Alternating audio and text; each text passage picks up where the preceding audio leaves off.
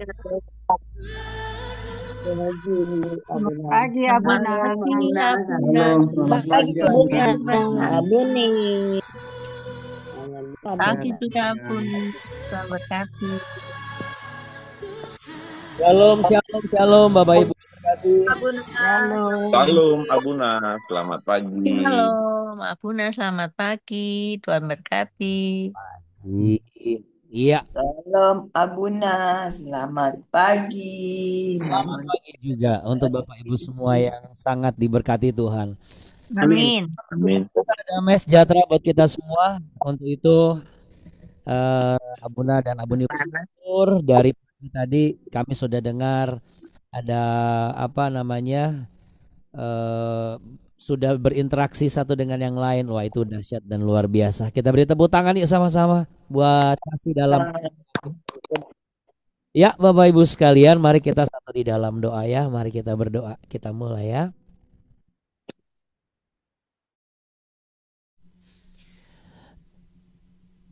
Segala puji syukur, hormat kami naikkan hanya bagi Tuhan Yesus Kristus saja. Kami datang bersama-sama bersepakat untuk menyembah Tuhan. Apapun keadaan kami tidak akan mengizinkan kami mengendorkan semangat kami. Ada sebagian dari kami yang mengalami keletihan, kelelahan, atau kekurang tenagaan karena fisik sedang melemah. Ada yang pilek, batuk, mungkin pusing atau apapun itu, tetapi kami tidak akan mengizinkan itu semua menjadi kendala untuk kami datang kepadamu. Kami patahkan segala roh-roh yang tidak baik, yang membuat kami menjadi tidak baik. Karena kami percaya roh-Mu ada pada kami semua. Karena kami semua adalah umat pilihan-Mu. Bapa kami yang ada di dalam sorga, dikuduskanlah nama-Mu. Datanglah kerajaan-Mu dan jadilah kehendak-Mu di bumi seperti di surga. Berikanlah kami pada hari ini makanan kami yang secukupnya, dan ampunilah kami akan kesalahan kami seperti kami juga mengampuni orang yang bersalah kepada kami. Dan janganlah membawa kami ke dalam pencobaan, tapi lepaskanlah kami daripada yang jahat. Karena Engkaulah yang punya kerajaan, kuasa dan kemuliaan kekal sampai selama-lamanya. Urapi hamba-Mu Tuhan dalam menyampaikan kebenaran yang akan memberikan tuntunan dan juga terang dalam kehidupan setiap yang percaya. Seiring pertumbuhan iman kami percaya channel ini juga akan semakin bertumbuh dan berkembang. Sebagaimana apa yang Kau janjikan akan terjadi dan kami alami. Kami percaya Tuhan bahwa roh-Mu terjadi atas kami. Terima kasih Tuhan Yesus. Haleluya. Kami mau memuji menyembah Tuhan. Kami mau menyembah Allah yang hidup. Terima kasih Tuhan Yesus. Amin. Mari Bapak Ibu sekalian, kita beri tepuk tangan sekali lagi untuk hadirat Tuhan yang luar biasa. Oke. Baik Bapak Ibu yang terkasih, kita mau naikkan suatu pujian yang tadi sempat Abuna kasih contoh lagunya. Jadi di tempat kita masing-masing, Abuna mengajak kita memuji Tuhan ya. Jangan ada yang bengong-bengong ya. Jangan sampai ada yang tertidur.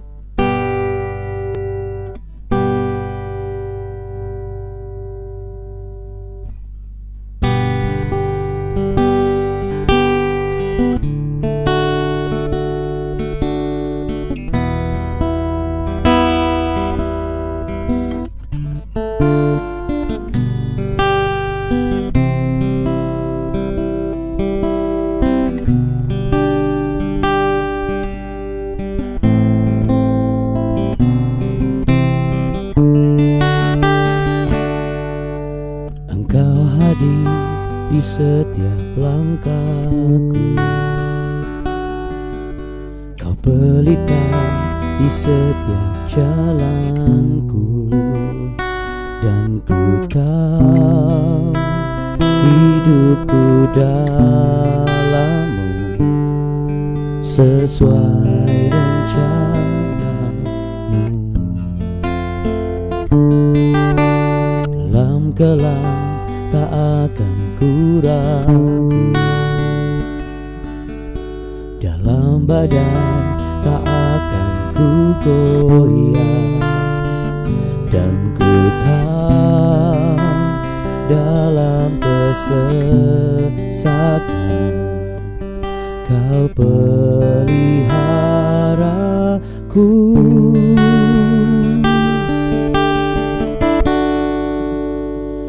Ku berserah penuh,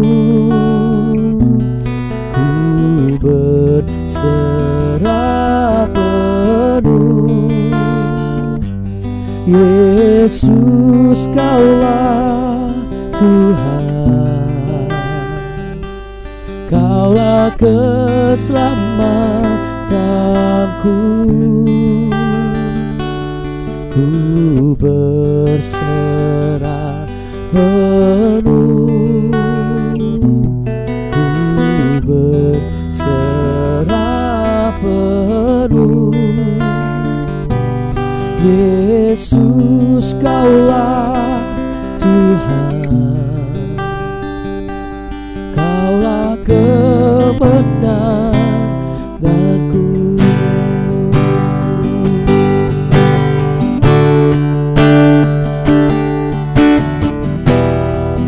Yesus, hanya Kaulah Tuhanku.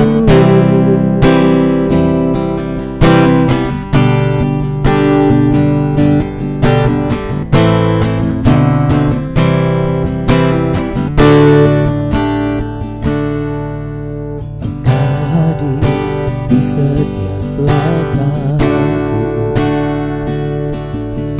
Engkau pelita di setiap jalanku, dan ku tahu hidupku dalam-Mu sesuai rencana-Mu. Dalam kelam tak akan ku ragu, dalam badan goyah, sebab kita dalam kesesakan Kau peliharaku.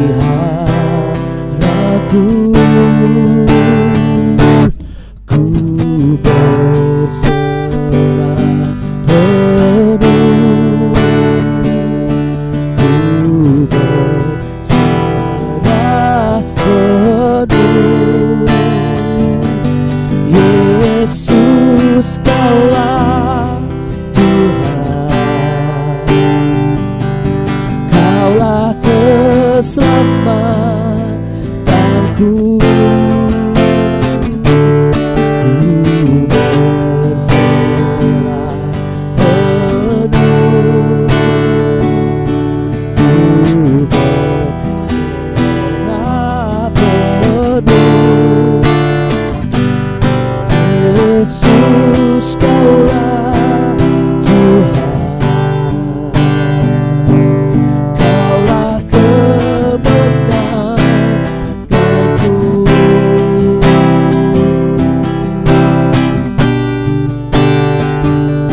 Kaulah keselamatanku.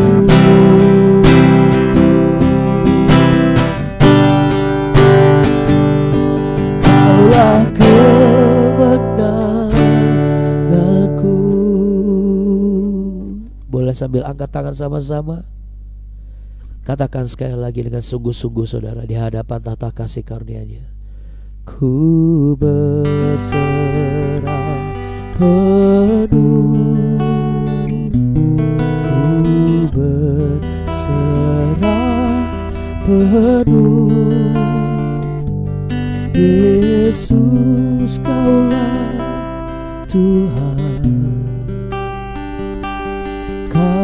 keselamatanku. Ku berserah penuh, ku berserah penuh. Yesus, Kaulah Tuhan, Kaulah kemenanganku.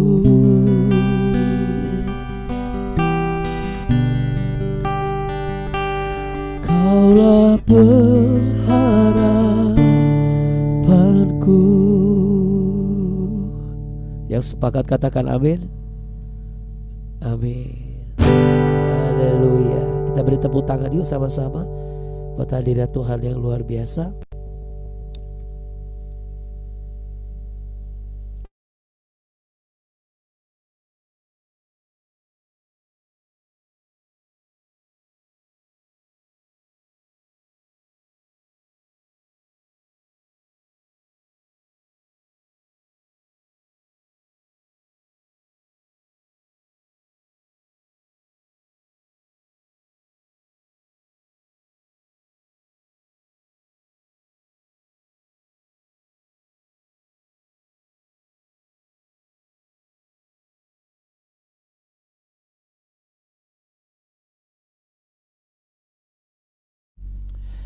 Oke, puji Tuhan ya Bapak Ibu sekalian yang terkasih. Apapun keadaan kita harus tetap maju. Amin. Selama nafas masih di kandung badan, aman.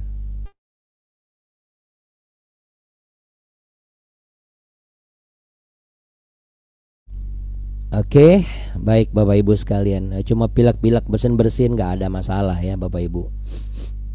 Kecuali kalau sudah harus masuk ke ICU baru kita nggak datang ke Tuhan, nggak sempat atau nggak bisa karena kalau kita lemah fisik ya. Cuma pusing-pusing, mah, pilek, batuk, aduh itu mah bukan apa-apa ya Bapak Ibu sekalian. Setuju ya?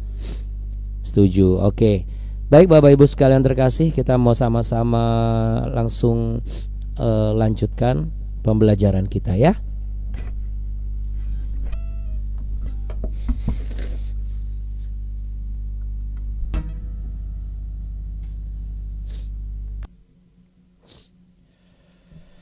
Kita buka yuk di 2 Tawarikh pasal yang ke-7, karena kita sudah masuk di 2 Tawarikh pasal yang ke-7. Kemarin kita belajar mengenai dari ayat 1 sampai ayat yang ketiga tentang bagaimana api kemuliaan Tuhan itu turun dari langit. Ya, nanti tayang ulangnya akan Abuna posting pagi ini.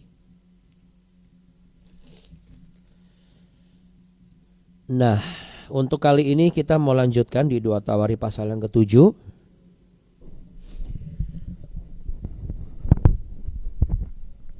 Kali ini kita mau belajar berdasarkan makna teologis.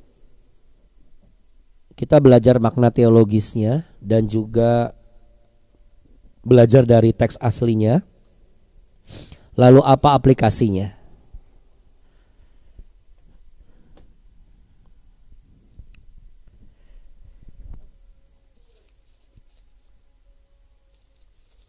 Teks asli itu bukan Alkitab kita palsu ya Bapak Ibu ya. Jadi teks asli adalah dari tulisan kitab suci Ibrani, berbasis bahasa Ibrani.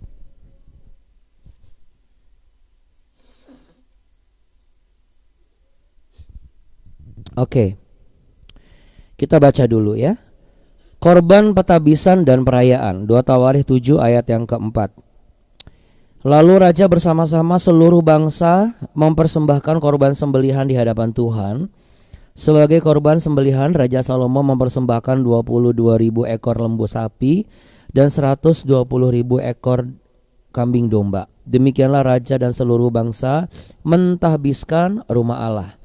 Para imam telah siap berdiri pada tempat mereka, begitu pula orang-orang Lewi telah siap dengan alat-alat musik untuk memuliakan Tuhan, yakni alat-alat musik yang dibuat Raja Daud untuk mengiringi nyanyian syukur bagi Tuhan, bahwasanya untuk selama-lamanya kasih setianya. Setiap kali mereka ditugaskan, Daud menyanyikan puji-pujian. Dalam pada itu para imam berdiri berhadapan dengan mereka sambil meniup nafiri, sedang segenap orang Israel berdiri. Lalu Salomo menguduskan pertengahan pelataran yang di depan rumah Tuhan, sebab disitulah diolahnya segala korban bakaran dan lemak korban keselamatan. Sebab mezbah tembaga yang dibuat Salomo tidak dapat memuat korban bakaran dan korban sajian dan segala lemak korban. Dan pada waktu itu juga Salomo mengadakan perayaan Pondok Daun selama 7 hari bersama-sama dengan seluruh Israel. Suatu jemaah yang amat besar dari jalan masuk ke Hamat sampai ke Sungai Mesir. Pada hari yang ke-8 mereka mengadakan perkumpulan raya karena mereka telah merayakan pentabisan mezbah selama 7 hari dan perayaan Pondok Daun selama 7 hari. Sampai situ dulu. Tanggung banget Abuna? Iya, soalnya yang ayat 10 besok. Oke. Oke, Bapak Ibu sekalian terkasih. Apa yang kita bisa pelajari secara teologis berdasarkan teks aslinya? Tapi ini bisa kita aplikasikan dalam kehidupan kita sehari-hari. Ini adalah bagian penting dalam sejarah penyembahan Israel kepada Allah. Ya. Ketika Salomo dan umat Israel maksud saya bersama-sama sepakat untuk datang lalu membawa korban memuji Tuhan. Untuk apa saudara? Nah, apakah untuk pentabisan bait Allah saja? Ternyata bukan Bapak Ibu. Ingat dari kemarin kan Abuna suruh minta tolong tuh. Bahwasanya untuk selama-lamanya kasih setianya. Jadi untuk merayakan apa Bapak Ibu? Merayakan kasih setia Tuhan di dalam perjalanan hidup mereka. Merayakan kebaikan Tuhan di dalam perjuangan mereka. Ini yang bisa kita pelajari. Kalau teks Ibrani mengatakan demikian. Faswehu hamelech kol ha'am zefahim ilfei lifnei Yahweh. Ya. Raja dan seluruh rakyat mempersembahkan korban di hadapan Tuhan. Ini bukan hanya tindakan raja, saudara. Ya, bukan hanya tindakan raja, tetapi seluruh umat berpartisipasi dalam ibadah. Kata zefahim sama-sama zefahim. Ya, zefahim ini mengacu kepada korban syukur. Artinya apa? Ketika mereka datang, mereka itu bukan karena kewajiban. Ya, mereka datang ke gereja itu bukan karena kewajiban. Mereka datang kerja itu bukan karena kewajiban. Ibaratnya datang ke BW itu bukan karena kewajiban. Tetapi apa Bapak Ibu? Levelnya berbeda. Ada rasa terima kasih. Kalau anak-anak saya wajibkan. Kenapa? Karena lagi masa pendidikan. Tapi kalau saudara dan saya yang sudah melewati masa pendidikan sudah harus masuk ke level rasa syukur dan terima kasih. Jadi jangan lagi sebagai orang yang datang ibadah, datang gereja atau datang berkegiatan dalam tanggung jawab yang sudah diberikan itu karena apa? Karena kewajiban. Emang apa dampaknya Abuna? Oh jelas berbeda nanti manifestasinya. Ketika kita datang dengan rasa syukur dan rasa terima kasih, maka apa yang kita kerjakan, apa yang kita lakukan itu akan terasa berbeda daripada hanya sekedar kewajiban. Ibaratnya ada gregetnya. Kalau cuma kewajiban gak ada gregetnya. Ya kalau anak-anak misalnya disuruh bangun pagi ikut BW, ya namanya mereka anak-anak ya. Jadi pasti ya masih ngambek-ngambek, masih cemberut-cemberut, ya wajar. Tapi kalau kita yang sudah besar disuruh bangun pagi cemberut-cemberut, wah ini udah kebalik. Berarti manusia rohaninya masih anak-anak dan gak boleh tersinggung kalau Abuna ngomong kayak begini. Kalau ada hamba Tuhan atau pendeta yang mengatakan bahwa ketika saudara sudah tua tapi saudara masih susah bangun pagi untuk doa, berarti saudara belum cukup dewasa. Karena kedewasaan rohani seseorang adalah ia mampu bangun pagi dan berjaga-jaga dan mengatakan iya dan menyanggupi sesuai dengan kapasitas dan takaran yang Tuhan berikan. Ya, jadi kalau misalnya ada orang yang mengatakan Allah bangun pagi enggak sama aja, ya itu Suruh ikut BW aja biar ngerti nanti ya. Karena apa saudara? Karena kalau kita hanya sekedar datang ke gereja, karena apa? Ya kita wajib ke gereja kalau hari Minggu. Kalau cuma sekedar kewajiban, makanya mereka tidak akan bisa yang namanya terlibat dalam ibadah. Kalau di ayat yang keempat sampai yang kelima ini, mereka ini sepakat dalam mempersembahkan korban di hadapan Tuhan. Fakol ha'am zevachim livnei Yahweh. Ya. Mereka mempersembahkan tuh bersama-sama sebagai rasa syukur dan sepakat. Ini luar biasa.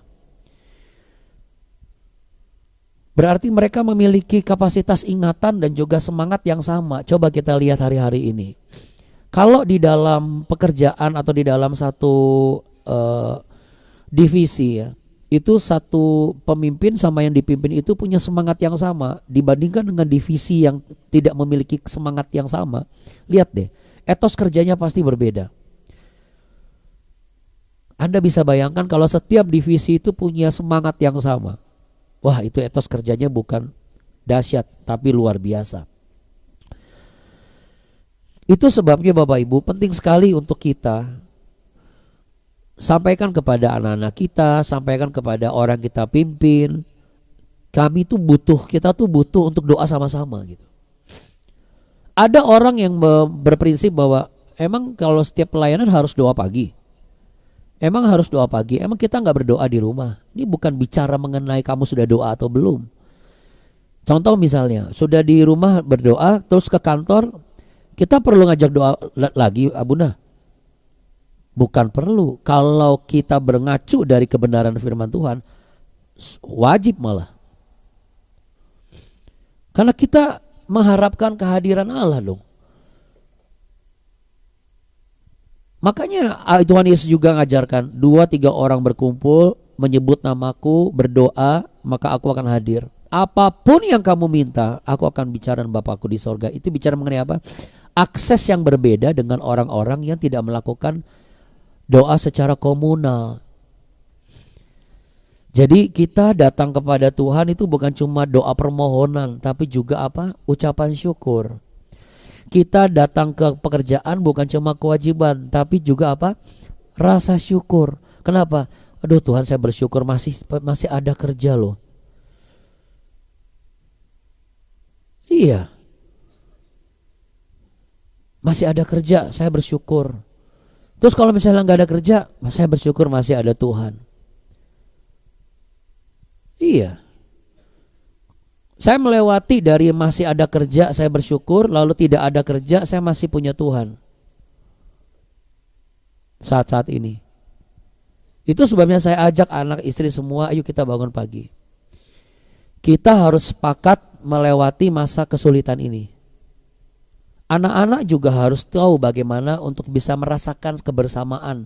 Jangan hanya saat tamasya, libur, ulang tahun, dan lain sebagainya. Tetapi dalam masa kebersamaan dalam kesusahan, supaya mereka bisa melihat. Dan akhirnya apa? Mereka bisa menghargai jerih payah orang tua mereka. Dan mereka bisa melihat keterlibatan Tuhan di dalam perjuangan bersama-sama itu. Makanya harus ada imam, Bapak Ibu. Imam di sini gak harus laki-laki. Kalau memang istrinya sudah lebih dulu tahu kebenaran, ajak suaminya. Ajak anak-anak. Sampai Santi salah satu yang gak mau sampai mau. Kalau kita masuk ke ayat yang ke-6, ya, para imam telah bersiap-siap pada tempat mereka, begitu pula orang-orang Lewi telah siap-siap dengan alat musik untuk memuliakan Tuhan, yakni alat musik yang dibuat Daud, artinya dipersiapkan oleh para pemimpin mereka, oleh imam mereka. Artinya apa saudara? Sama seperti dalam gereja ada struktur dan ketertiban dalam ibadah. Dalam pelayanan juga harus sama, ada struktur dan ketertiban dalam melayani. Dalam pekerjaan pun juga pasti harus sama. Harus ada struktur dan ketertiban dalam melayani, dalam bekerja maksud saya. Musik itu bukan cuma sekedar hiburan, tapi bagian penyembahan menurut perintah Tuhan melalui siapa? Daud. Berarti apa yang bisa kita aplikasikan? Pekerjaan ini bukan cuma sekedar untuk menghidupi kita, tetapi bagaimana kita bisa menghidupi pekerjaan ini.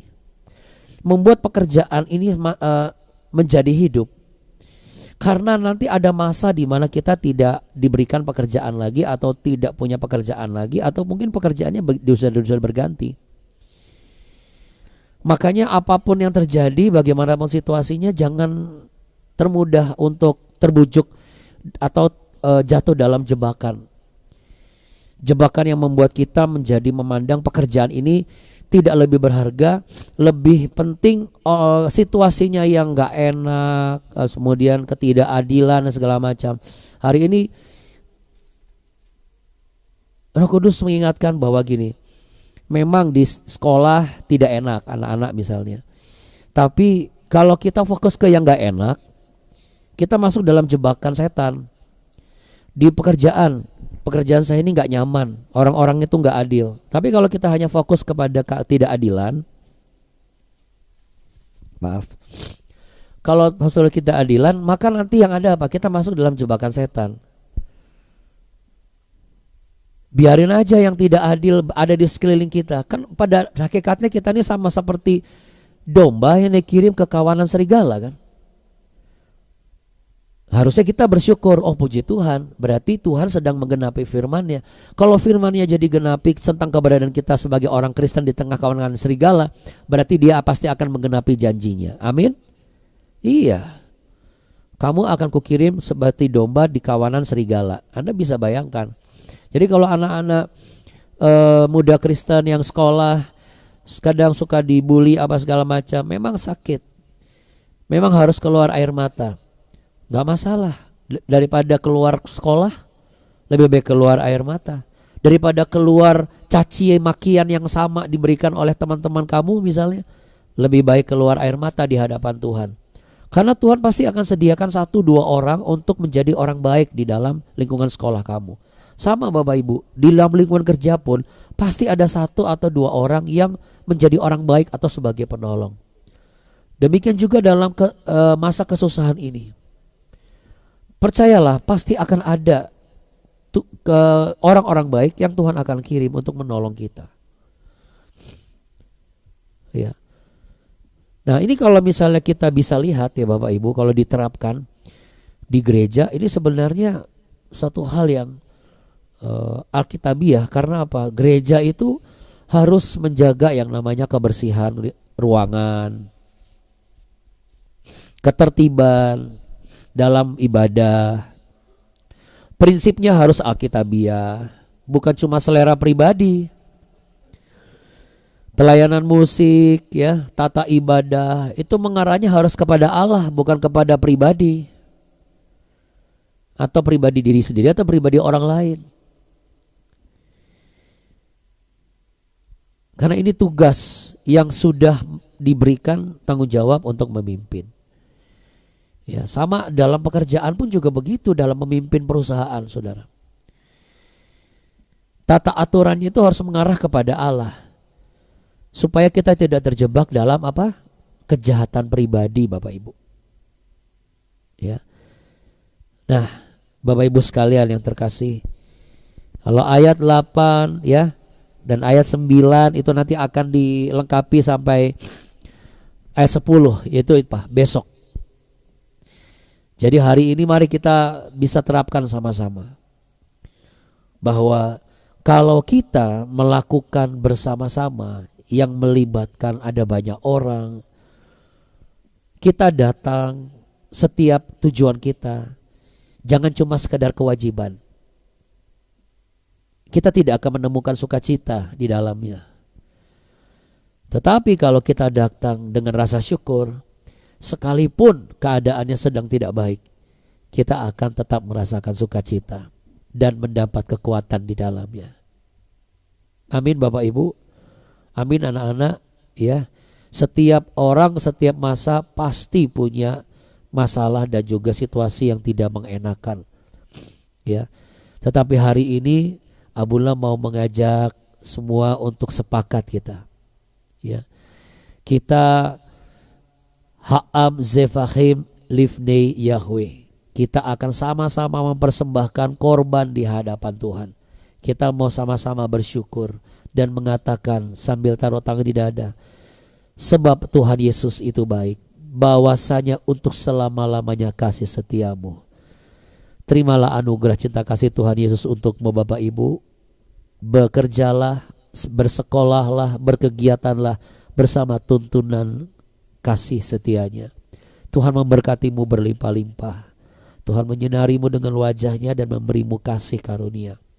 Tuhan menghadapkan wajahnya kepadamu untuk memberimu kehidupan, sukacita yang sejati, yaitu dalam sebuah pertemuan dan perkumpulan yang benar, yang tidak hanya karena merasa wajib saja, tetapi karena kita menerima dan merasakan betapa besar rasa syukur kita, karena berkat yang tak berkesudahan ini adalah milik saudara dan saya.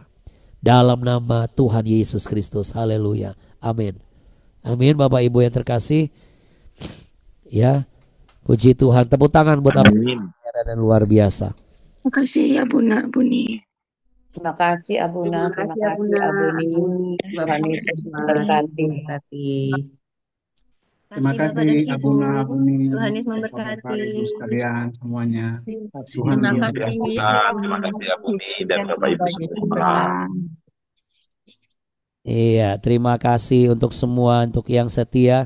Tuhan Yesus memberkati. Oke, sama-sama kita harus ucapkan terus. Pokoknya kalau lagi merasa agak sedikit gimana, ingat agak dek gitu, langsung jangan kasih kendor. Nah, gitu ya. Apa Bapak Ibu, anak-anak? Iya. Jangan. Jangan kasih kendor. Kendor. Terima kasih. Yes, terima kasih banyak Bapak Ibu sekalian dan juga anak-anak yang mengasihi Tuhan. Terima kasih. Yesus memberkati Abuni, Ibu. Terima kasih. Tuhan memberkati. Ya, Amin. Abuni, Bapak-bapak, Ibu-ibu, makasih semua, Tuhan Yesus berkatin. Amin. Shalom. Sampai Terima kasih, Abuni. besok kita lengkapi sampai di ayat 10. Tuhan berkati ya. Bye. Makasih ya Buna. Halo. Terima kasih.